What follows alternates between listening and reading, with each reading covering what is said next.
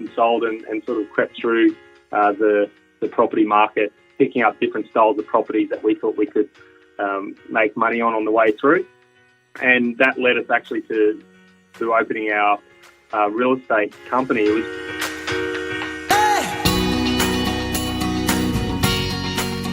This is Property Investory, where we talk to successful property investors, find out more about their stories, mindset and strategy. In this episode, we're joined with Alice and Justin Hagen, co-founders of Calibre Real Estate and decade-long experts in property management. The Hagens share how they went from missed opportunities to success in managing others' properties.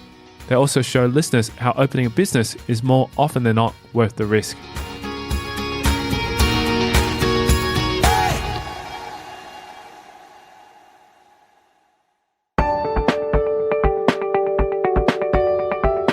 Also, before we delve into this episode, go over to propertyinvestory.com and subscribe to receive your free property investor case studies, where you'll learn how to generate passive income from your properties.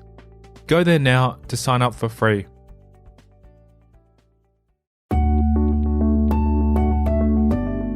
On a day-to-day basis, the Hagens have their hands tied with their business. The couple are focused with providing the best strategies to ensure maximum returns for their clients and expanding the reach of their company. Well, my name's Justin Hagen, obviously co-founder of Calibre Real Estate with my wife Alice. On any given day, we manage a team of 30 people.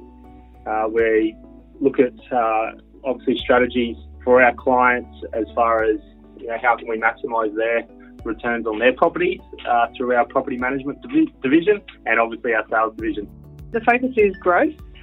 We've looked at different models to ascertain that growth, and we've refined it, and our property management division has been changed based on different personalities in our property management industry. While trying to accommodate for clients' individual needs, the Hagens have been changing their company systems. Whilst they strive to ensure that their clients are comfortable with the way that their property is being managed and that team culture within the company remains strong. Team is number one. The culture of our office is so critical. But we've just looked at, we've been in business now for just under 9 years. And over the past 2 years, we ran with a different model, what we call like a pod or a squad-based property management team, where there was 3 property managers in the one pod, and they all worked together on the same properties. But we just found that some owners and some property managers, it just wasn't the right model for them. So this year we've changed our property management division into catering for our individual needs. So we've got a senior property manager that looks after their own portfolio up to around 140 properties. And then we have a pod that has just around the 300 mark and has 3 people in their team. So just depending on what our clients' needs are and the individual of our the property management skill set, we have catered to look after everyone. The Hagens are also looking to grow the company by bringing more team members and more management into the business as well. So we've got the facilities currently to manage up to 2,000 in our current location, and the way that we've structured our team, we can easily add additional team members to the current structure without changing too much. So there'll be less change for our clients once we're growing. So we'll still remain that boutique, high customer service model that we started with. Despite completing a degree in forensic science, Alice's first job was in real estate, inspired by her own grandmother's passion in property. I grew up in Sydney, in Linfield, and went to Clara High School, and then met Justin after I was just about to finish my forensic science degree, and was just looking at my avenue of, which direction I was going to go down. I loved studying the criminology side of forensics, but I just didn't see a future in that. So I went to a recruiting agency to get a job in real estate because my grandmother from New Zealand really encouraged me to start to get into property when I was quite young. So I looked into that, and I actually got recruited. So I actually started my career in recruitment. Like Alice, Justin also switched career paths from working as an aircraft engineer to working in real estate, having discovered an interest in property investment. I grew up in Brisbane, on the north side of Brisbane in Everton Hills.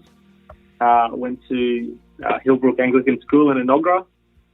I left Brisbane in 2000 to move to Sydney. I got an apprenticeship with Qantas as an aircraft engineer. And I was down there, and obviously when I was down there, met Alice.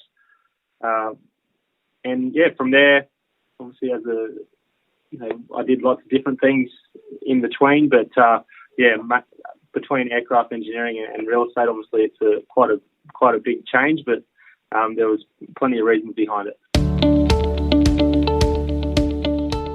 Despite their success in the property investment industry, the Hagens claim to have no support from their families, beginning investing together purely due to their combined interest and passion for the field.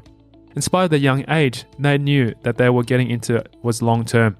My dad is heavily invested in shares. The only property he owns is his own house. But I've been a very visual person. I need to see what I'm investing and be able to make changes and improvements myself. That's the way I like to invest. Dad was not an influence in getting into the property market. Investing, yes, but not particularly this avenue. My grandmother was just very passionate about, seeing, having a portfolio and, just to keep accumulating that way. And it's just about long-term. It's all about the long-term goals. It's not about overnight. Yeah, absolutely. Totally agree. And from yourself, Justin? I just had a passion for it. My parents had an investment, now they have a few investment properties, and I think, when I started, they might have had one. I just had a passion for property. I don't know really where it came from, but I just thought that it was something you could, add value and build wealth. And obviously, reading books, and I'm not a massive reader, but I do have a really big interest in anything investment or property related. So, I was always keen to get involved, and I just felt that it was a good opportunity and good vehicle, to put my skill sets to work. For Justin, his transition into real estate from engineering was a huge jump, especially with having no prior experience to the property investment field.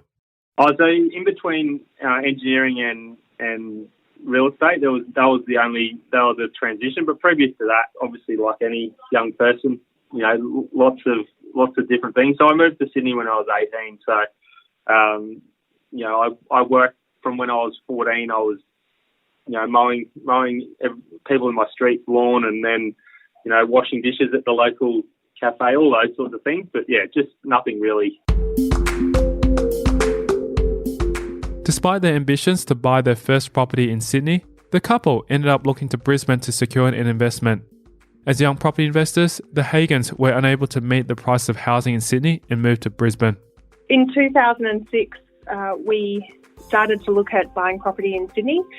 We were specifically looking around the eastern suburbs areas, and just thought, for what you could get at that time, it just... when you're in your young 20s, you just want to have everything all at once. And just wanting to be in that location, we weren't going to compromise. So Justin originally being from Brizzy, we saw that there was a lot more opportunity to buy closer to the city in Brisbane. So in October 2006, we decided to move to Brisbane, and we bought our first home as well as an investment property within 2 weeks of each other, and still under the price tag of the one property that we're looking at in Sydney. So that's how we started our real estate journey together. Luckily enough, the couple were able to get job transfers, and since then started buying and selling subdivided properties in Brisbane. We both got job transfers, so we were both with the same companies moving up to Brisbane, just change of lifestyle, change of scenery, and then into the property industry. With the portfolio, we've had a number of properties that we've bought renovated and on-sold, and also bought, subdivided, built properties on, and then on-sold as well.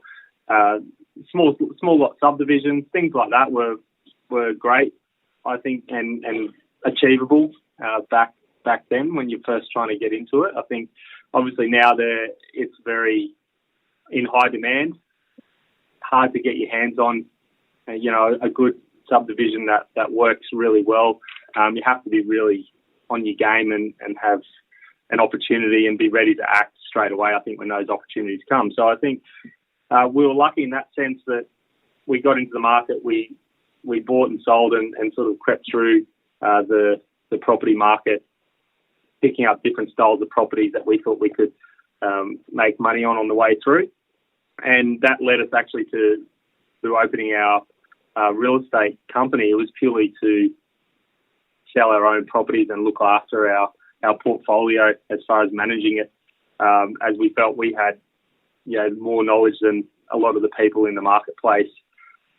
It was a sort of a turning point when I had real estate agents ringing me when I wasn't a real estate agent, asking me, what I thought a property was worth, what could be done with the property, etc. So I felt that there was an opportunity and a market for a person with that sort of knowledge to come into the market and have a boutique agency. Are you looking at buying or investing in property? Like, what are the property hotspots, or how do I start my portfolio? Clever ways to renovate, and how to make an extra $50,000? Whether you're a new or experienced investor, learn from the experts at the Property Buy Expo in Brisbane on the 26th to 27th of May. Use the promo code PI for a free 2-day pass valued at $50. For tickets and more information, visit the website at propertybuyexpo.com.au. Now back to the show.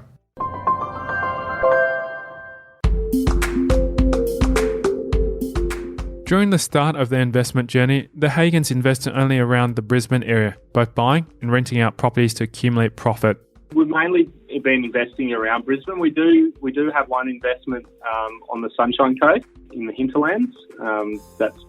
That we've got opportunity for. It's got development potential for up to 7 dwellings on it, which we will look to develop over probably the next 5 years.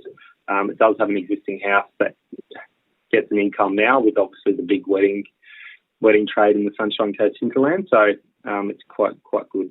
In starting their own property management business, the couple has foregone private property investment, instead opting to devote their time to clients. So probably in 2010, 2011, we did sell, we had 9 properties, but we did start selling them off to invest more into the real estate agency, just to keep the momentum with the agency. And the growth, yeah. Yeah. So we've held on to the first house we ever purchased. We bought it sight unseen in 2006. So we just liked the location. It had city views, and it was really close to schools and shops. And this was prior to having children. But we just had a goal that we would knock down that house and build our family home. And last year we did that, and we've just moved into it. So, it's like I said, it's all about long-term goals, and it's been an 11-year goal for us to do that. So we're all about delayed gratification, and it's really been exciting to reach that point. While it is often strange for first-time buyers to purchase an unseen property, the Hagens believed in the property's potential. I think the thing about the property that we purchased, the first property we purchased, yes, I think it was a bit strange to buy a property sight unseen. But again, what we look for is potential. So when Alice rang me and said, "Hey, I found this property. We need to go and have a look at it," and it was tenanted at the time, and the agent said, "Look, I've already got offers on it. So, if you want to buy it, that's it." So we stood up there on the front lawn, on the footpath of that property, and we both looked out and we could see the city, and we're like, well, I don't think you go too far wrong. in an area like this, and we've done a lot of research, obviously, in the specific areas, was, within 5 k's of the city, with a city view. So it's a big, it was a big risk to take, but I think, obviously it's been a good risk, and I think if you take, a calculated risk based on, the facts and figures and median prices in areas, I think that's, the key to our decision. Their first property was definitely worth the risk, now doubling in value. 435,000. Well, it's just got a new house. We just built a brand new house on it. So look, if you were to buy that existing house, the same house that we bought, you would probably pay around $1 million for it. It's obviously hard to, calculate what the growth would have been based on putting a new house on it, because it's not going to give a good idea. But you'd be looking around that $1 million for a similar property now. The Hagens currently own a portfolio of almost $5 million and are expecting it to grow as they look for more properties to purchase.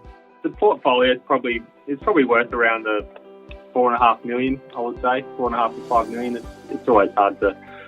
I try not to sit down and calculate, exactly where they are, because obviously most of it's a long-term strategy. There's one commercial building in that as well. So, obviously commercial is affected by yields and so forth. So, I think, based on the current situation around that figure.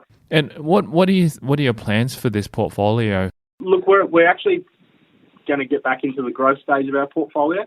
We're looking to purchase. I've got a bit of a strategy that we've been having a chat about regarding buying properties in specific suburbs that have potential to put new dwellings on down the track, and it doesn't necessarily need to be a subdivision, but just areas that we see they're going to have good growth, that have got a house that can be rented out in its current condition, and then look at developing that property, even if it's just a single house, in a 5 to 10 year period.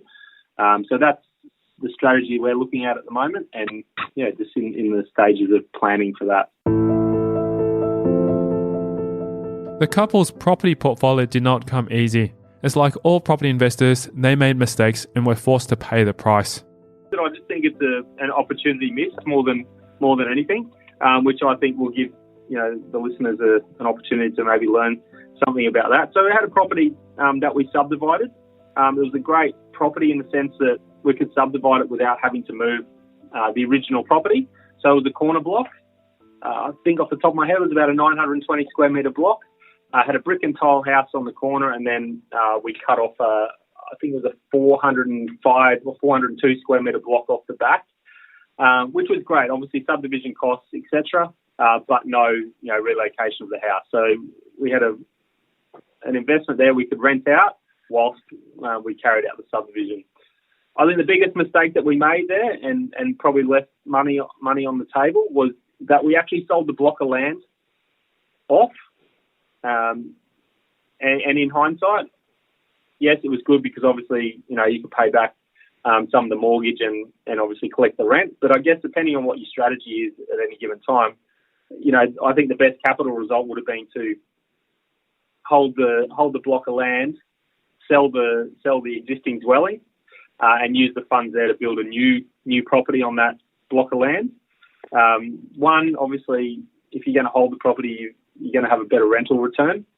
With a new property in that location, you get depreciation and obviously a better asset to sell. The house that we ended up keeping was not in great condition, and we didn't really see the need to, spend the money on doing a renovation there, because someone would probably demolish it down the track anyway. So I think that was, if I can learn anything, I think it's the main thing is to actually, what is the best long-term result? And I think sometimes short-term you think, oh, well, I want to get that money out and minimise my risk, which is great. But, obviously there's opportunity there if you're in a position to hold that, hold better property. The couple wanted the quick money and kept the old house rather than its opposing vacant land.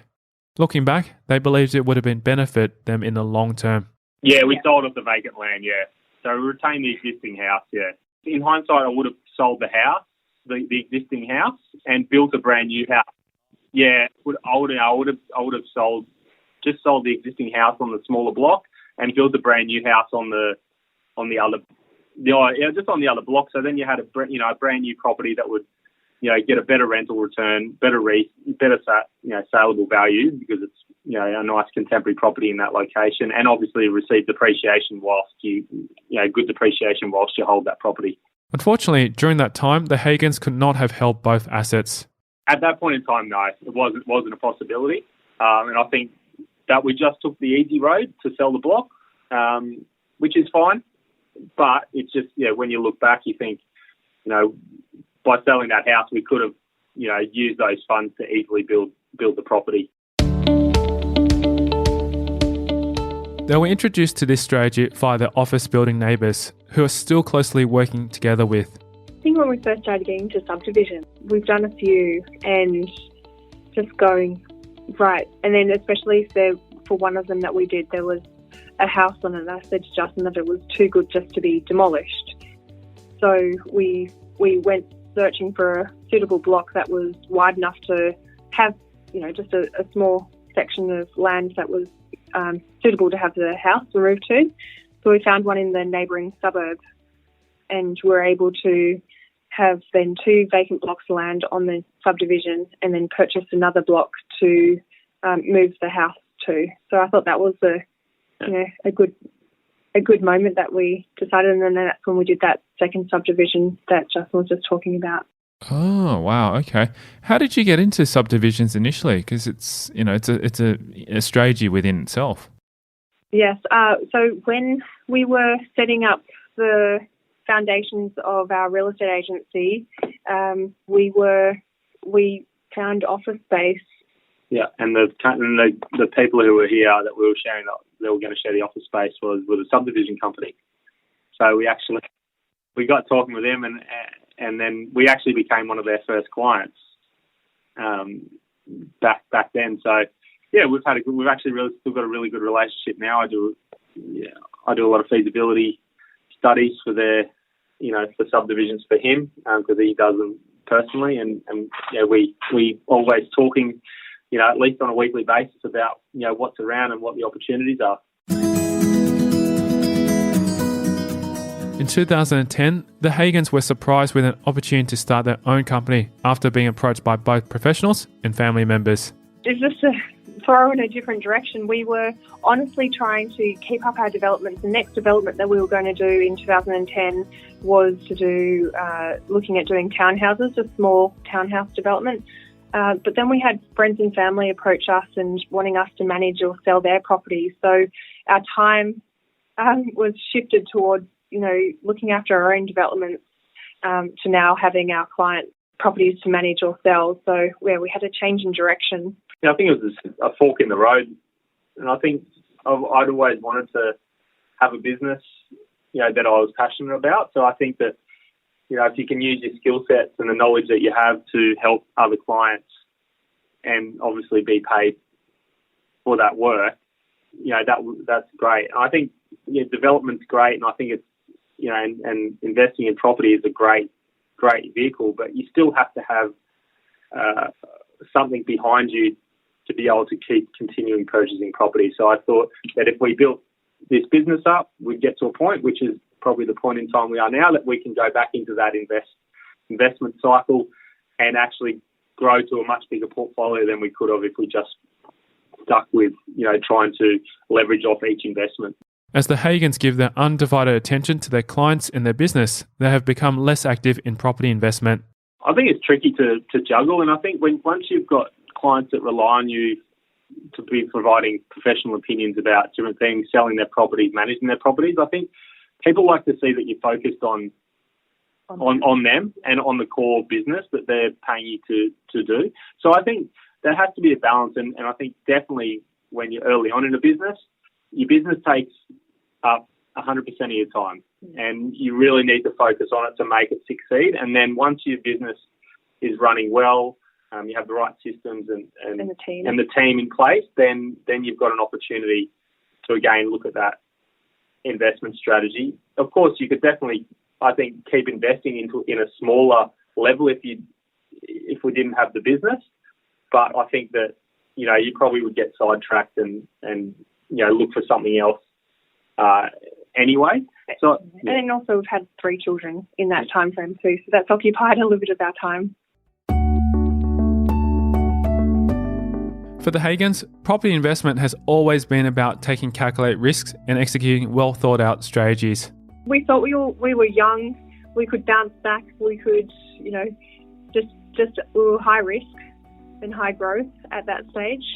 And I don't regret anything. I thought that high risk strategy was a good one in that market when we moved up to Brisbane. And in the early stages, when you're young, you can, and that's, everyone's got a different risk profile, but I think you've got an opportunity to make informed decisions and take educated risks about trying to create wealth and things moving forward. Like, everybody's different, and I love property because you can add value yourself. And if you want to get in there and get a new roof on, or do a new put carpet, all that, you can add value. You can increase the rent. You can make the property more appealing. So I think when I say educated risk, everything's a risk. But if you know what you've done your research, I think there's good opportunity. According to the couple, investors should be well informed about an investment's conditions before taking on any opportunities to leverage for growth and equity.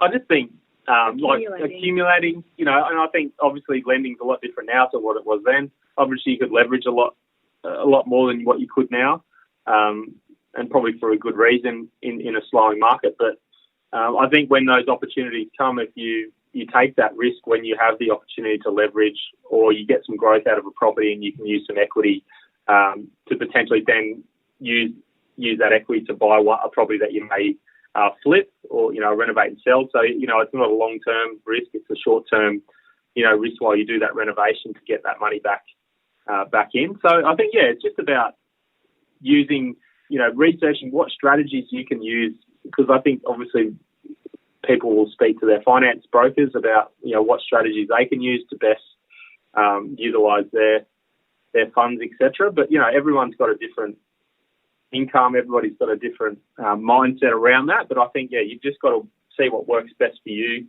and have a chat to a professional in that area. Definitely. Manage cash flow during those times, especially if you're doing a flip. If you've got enough for the contingencies, finding things when you're renovating. The couple themselves were independent of any property investment mentors, opting to do the research and creating a team themselves. We did a lot of research ourselves, and I think the main thing is just getting familiar with the current town plan, council's regulations, how long things are going to take to get approved, what issues you're going to come up against, and just all the extra costs involved, as well as how much we could do ourselves as well. Yeah, things that you could do yourselves. Who are our contractors? Who are we going to have as part of our team? Yeah. And those things. And obviously one thing I think that people maybe overlook as well is that generally when you do a subdivision, the bank doesn't want to lend you money to do a subdivision. They'll lend you the money to buy the property, and then you've got the cost of the subdivision or your services that you'll have to pay for generally yourself before the bank will come and relook at doing it. So it's just making sure you have all the contingencies for those different things. I think that's that's definitely the key. In terms of books, the couple have different favourites. However, both quoting them as contributors to their success in property investment. I love books about specific things. I will say I'm not. I like books about property and business. I think a business book I would read is Good to Great. I think that's a really great book, and it breaks down how systems and culture and everything will build a great business. And for property, it's quite cliche, but Rich Dad Poor Dad, I think one of the first books I ever read. It's very easy to understand how property works. It's not confusing, and it's just a simple way of understanding how property could work. And obviously anyone in their 20s that reads that will probably get an idea about what's going on, and probably give them a bit of an idea or view into how that can work.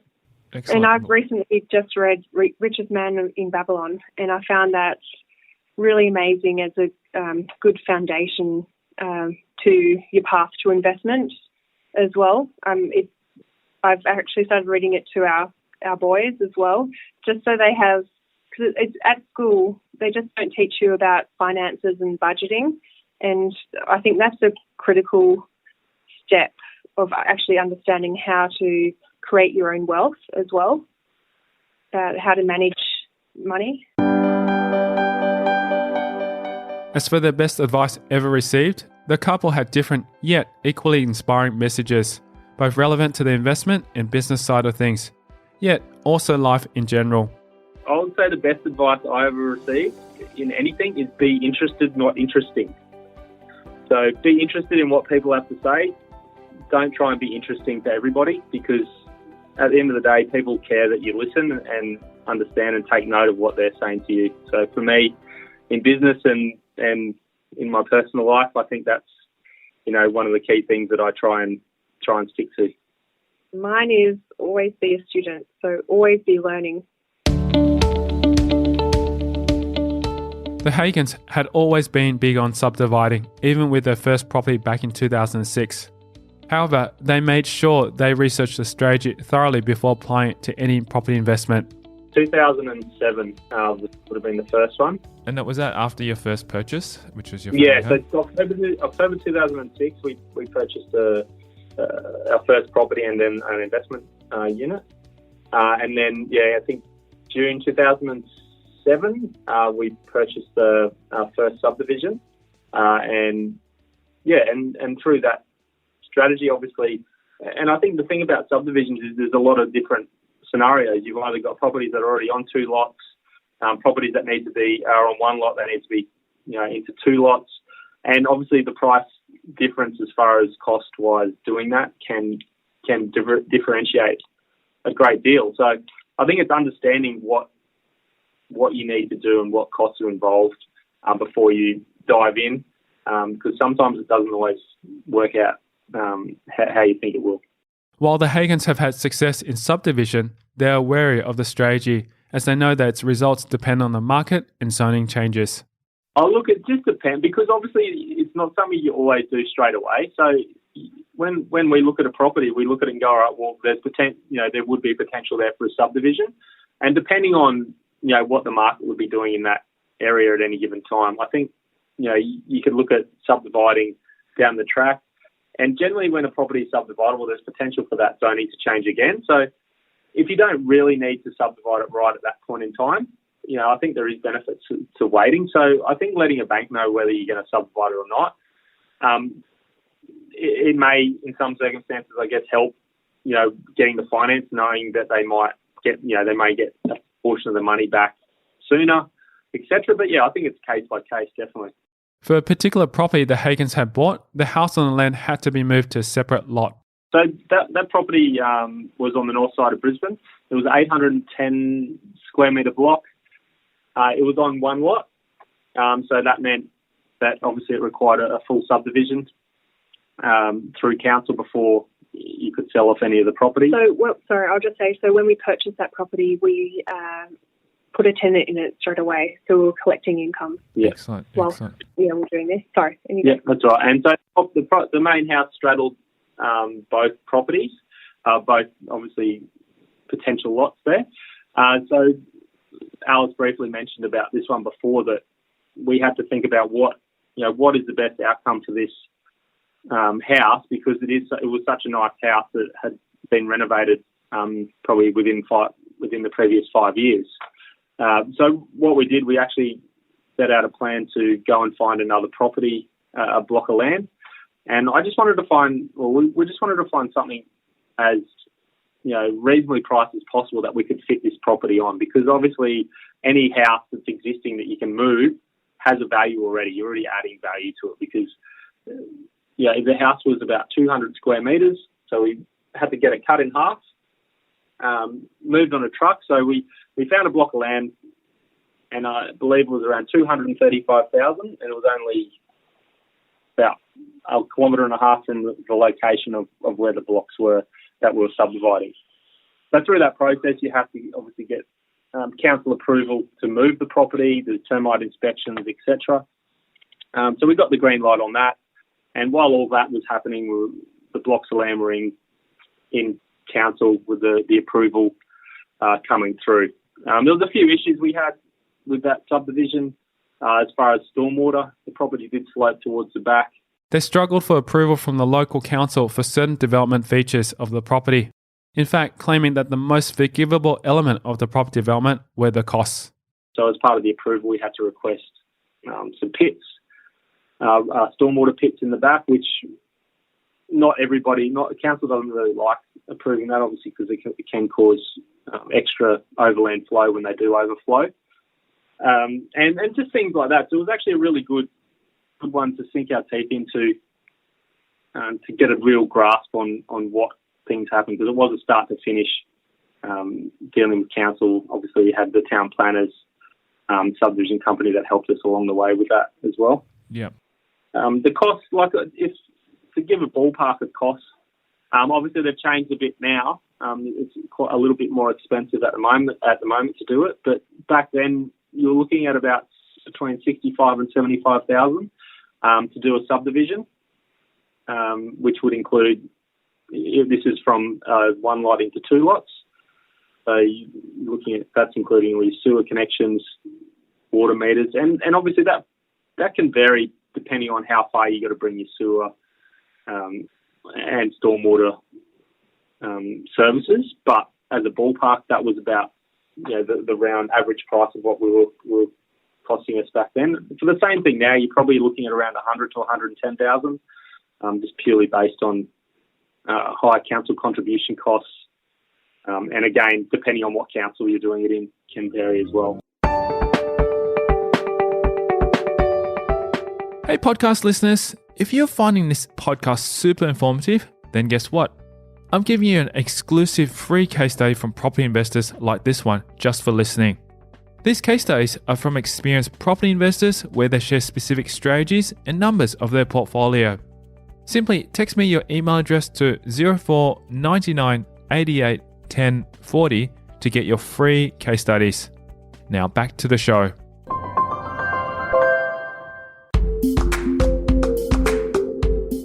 The couple believe that the rise in costs for subdivision currently are due to overall pricing differences in all the stages required for subdivision. Contractor costs to lay your services, council contributions have increased. Just the overall cost of anything, anything to do with it. Obviously, your plumbing trades, all that sort of stuff who get in there and do your pipe work, etc. It's just all increased overall. So I think you've really got to have at least $100,000 in the budget if you're doing a subdivision from 1 into 2. While the subdivision strategy is a long and complex one, the Hagens seem to be experts in the process, particularly knowledgeable about zoning and how a potential lot can be subdivided. Obviously, councils has different zonings for different areas. The beauty of the councils now is very easy to get the information. You can go straight on their website, interactive mapping, this is for Brisbane City, and you can actually find out what the zoning is for each area. The zones have changed over the years. So it's 2014, they all changed. They changed the naming of them and different areas. But overall, you just need to get on there and find out what you can put in your, the location that you're looking. And the other key thing is one side of the street may be a different zoning to the other. So it's important to get on and actually confirm what the zoning is for that particular property as well. Their knowledge on subdivision did not come overnight, however. They continuously built on this investment strategy by learning and reviewing their experiences.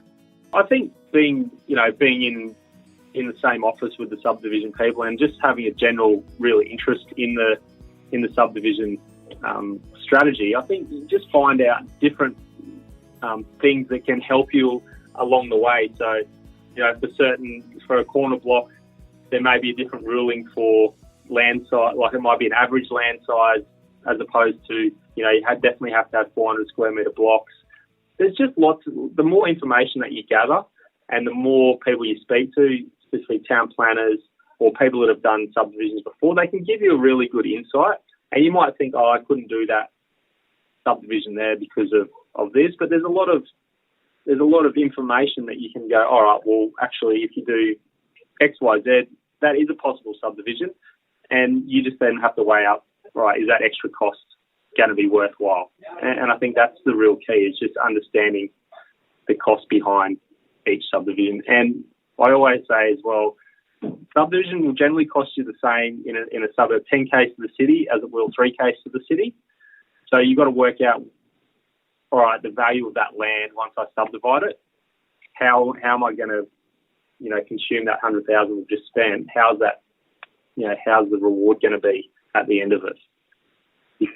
You could turn around and subdivide, do a $700,000 subdivision, and the blocks may be worth 300,000 each or 325, whereas you go in a city, so that's where it's important again to go back and do your sums and look at the end result. Yeah, feasibility. Rather than just thinking it's a cheap property, because a lot of people think, it's cheap, it's a cheap property, I'm going to subdivide it and make money, whereas if potentially they would look to spend a little bit more to go closer into the city, they'll get a better reward for their effort. For the first subdivision project, the Hagens were able to make a large profitable return.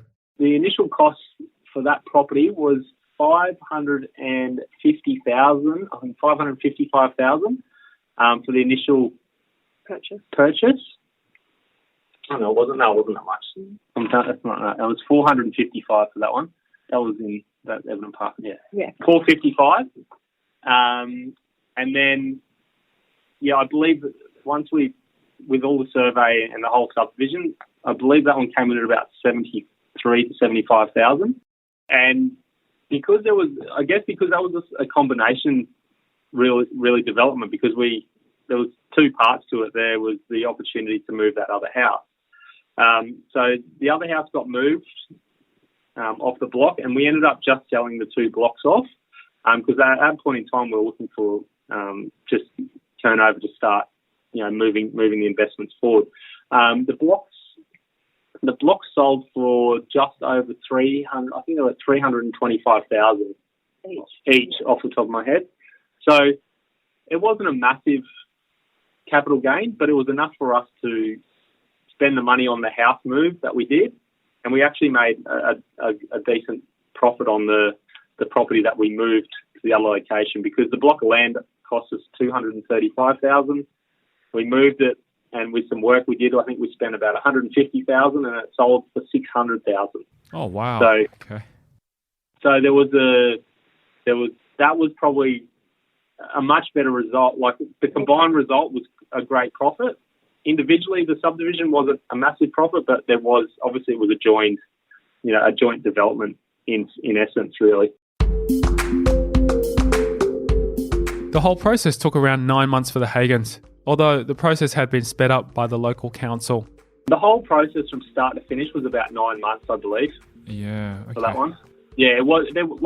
And council have improved a lot now. In Brisbane, they got a process called Risk Smart. You can get subdivisions through approvals through in 4 weeks, 4 to 6 weeks, which previously it was 3 to 4 months, and then wow.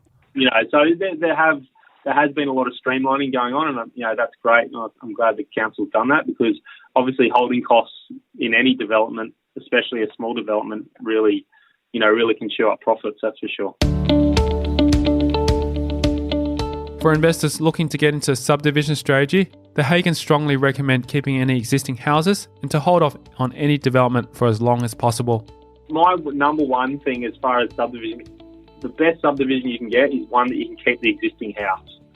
Because I think just doing a pure subdivision, the margins aren't massive, and the risk is higher, because if you're demolishing a house and you've got 2 vacant blocks sitting there with no income, and you're trying to sell the blocks off, because the one thing about finalising a development when it's one lot into a two lot. You can't have an existing property sitting over the two properties, which is a different story if you're on two lots. If the property is already on two lots, you can actually sell it, and you could actually have secured contracts, and then you could demolish the house, subject to obviously, ticking all the other boxes. But there's potential to have holding income for a lot longer. So I think there's those things to consider as well. So number one, if you could find a property on a corner block with subdivision potential, that would be, I don't call it's not a unicorn because they're out there, but if you can find them, there's generally money. You can make money if you buy well in that circumstance. They strongly push for the buy and hold strategy, choosing it as the first thing they'd advise themselves on if any given opportunity to go back 10 years. If I met myself 10 years ago, I would probably say when you're investing, hold the potential investment for as long as you can before you develop it.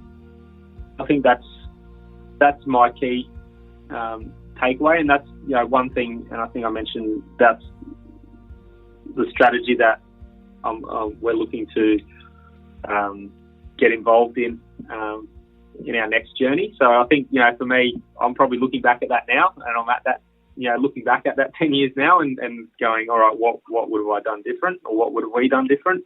I think that's the key. And then I would actually say, if you don't need to sell it, hold on to it. So only sell if you've got a purpose, a reason to. Yeah, something better to do with the money. Obviously another opportunity. I think that's key. It's very tempting to always take the profit then, but if you don't need to, absolutely. For their future plans, the couple aim to buy more properties to hold and develop in the long term, while also building custom homes for their clients. Like I was mentioning, for me, it's about buying properties that are just in reasonable condition, properties that have potential to be demolished, and hold those properties for a period of, on average, 7 years, and then look at developing them. That's definitely the strategy that I'm looking to put in place. And the reason being is that there's a lot of great areas within 10 k's of the Brisbane CBD that have a lot of old houses, and I think if you can get, buy properties in that areas, and that's obviously, generic. There's obviously some suburbs that will always perform better than others, but for me, that's what we're looking for, and then build a brand new property on that. And if we're in a position to hold that property, rent it out, get the depreciation and all those things, or if the market's in an opportune time, we'll maybe sell them down. So the strategy will be to buy properties over the next 5 years, and then the property that was bought in the first year, then start developing that in the 6th year. So then it's finished the 7th year. So and see what happens. And then I'm really excited about, we've just completed that family home build, and we project managed that with our builder. And we had such a great time being able to specify every single fixture and fitting in the property, and choosing everything. And just being in real estate now for the last 9 years, we know what our clients want, like what our buyers are looking for. So to be able to build a boutique townhouse development and start to finish project manager, that excites me. And then also doing custom build homes as well, and then selling those.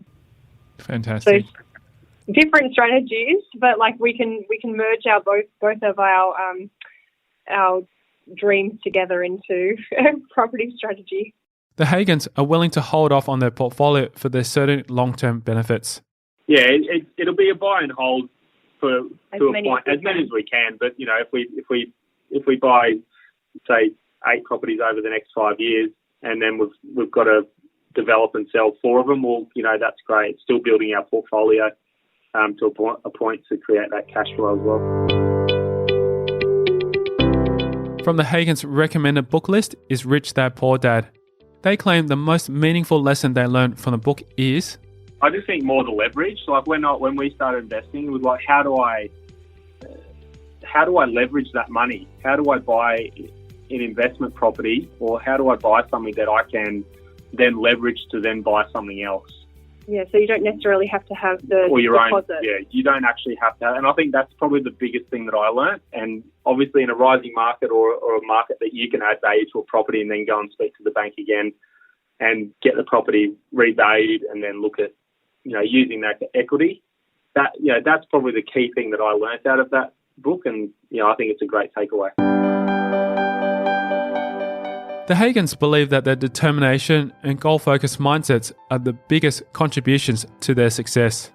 I think our determination and just that we're just really goal-focused, and we're not after an overnight success. We're all about developing up to reach to our goals. Like our perfect example is our most recent long-term goal we've just been able to accomplish. So setting long-term goals, keep reflecting, and keep working towards them. I'm the same. I'm continuously setting achievable short-term goals to contribute to achieving a long-term goal. I think that's the main thing, and reward yourself when you achieve those short-term goals, and obviously have a path to getting to that long-term goal is very important. For such rewards, the couple are simply looking forward to spend their time as a family with their children, opting to go travel together during the holidays. I have to admit that we have only started rewarding ourselves recently. That's a lesson learned from us, that we didn't actually give ourselves enough acknowledgement along the way. But you go, Joe. Yeah, and like we've been on a couple of great holidays in the last 12 months. I think, just actually spending, like for us, reward is spending time, take time out with the kids, and just think back and take a look at what you've achieved, and then look forward to see what we can do. And I think for us, holidays with the kids is a great reward. There's always other little bits and pieces, but it's that's the main focus. It's just time and being away with the kids is great. If you'd like to connect with the Hagens, you can reach out to them via... You're best probably to find me on LinkedIn. I'm more active on LinkedIn than I am any other platform. But and our company, you can follow our company at Calibre Real Estate on Facebook. And we've always got information going out for landlords, tenants, buyers, sellers. We release a lot of blog articles weekly, so if people want to just get on and have a look about what we're about, feel free to follow us.